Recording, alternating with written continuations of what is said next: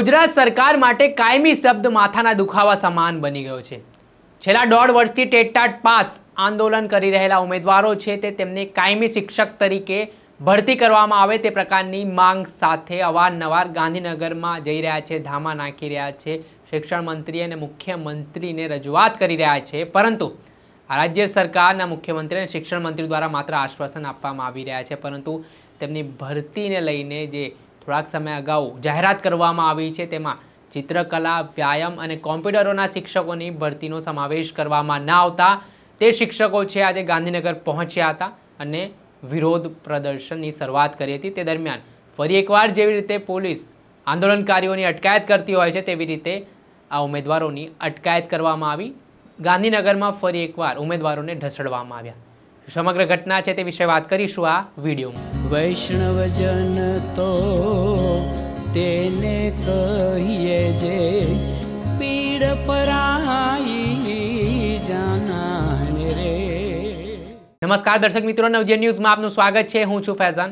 હવે તમને એક સવાલ થતો હશે કે રાજ્ય સરકારે થોડાક દિવસ અગાઉ 24,700 જેટલા પદો પર શિક્ષકોની ભરતી કરી છે, છતાં પણ આ ટેટ પાસ થયેલા ઉમેદવારો છે તે ફરી આંદોલન કેમ કરી રહ્યા છે અને આજે ફરી તેમને ગાંધીનગર જઈને ધામા નાખવાની શું કામ જરૂરિયાત પડી?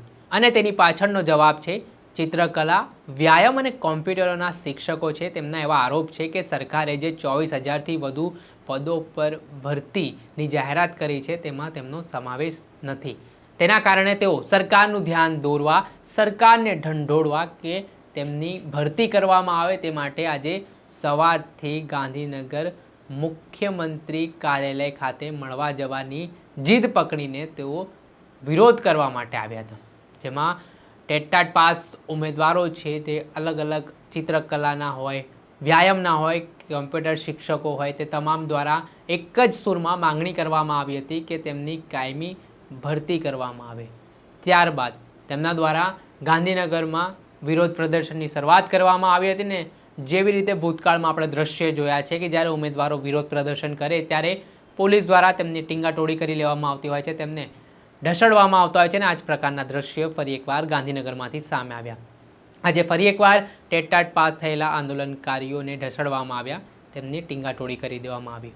હવે જે ઉમેદવારો છે તેમના દ્વારા એવી પણ ધમકી આપવામાં આવી છે કે જ્યાં સુધી તેમની કાયમી ભરતી નહીં થાય, જ્યાં સુધી મુખ્યમંત્રી અને શિક્ષણ મંત્રી મીડિયા સમક્ષ નિવેદન નહીં આપે ત્યાં સુધી તેઓ પોતાનું આંદોલન ચાલુ રાખશે।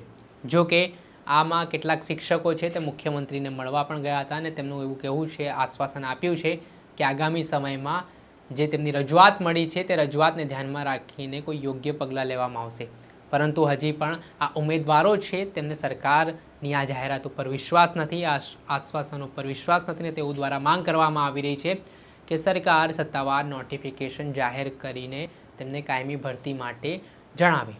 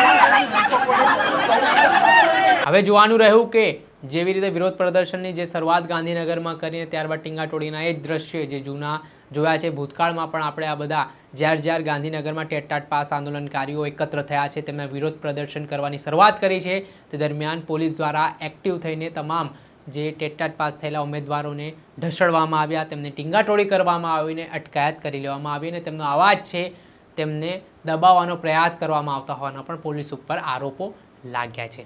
દર્શક મિત્રો, ત્યાર સુધીમાં બસ આટલું. આવા નવા વિડીયો સાથે આપણે માહિતગાર કરતા રહીશું. એટલે નવજીવન ન્યૂઝની ચેનલને આપ લાઈક કરી લો, સબસ્ક્રાઇબ કરી લો અને શેર કરવાનું ભૂલતા નહીં. નમસ્કાર. વૈષ્ણવજન તો તેને કહીએ જે પીડ પરાઈ.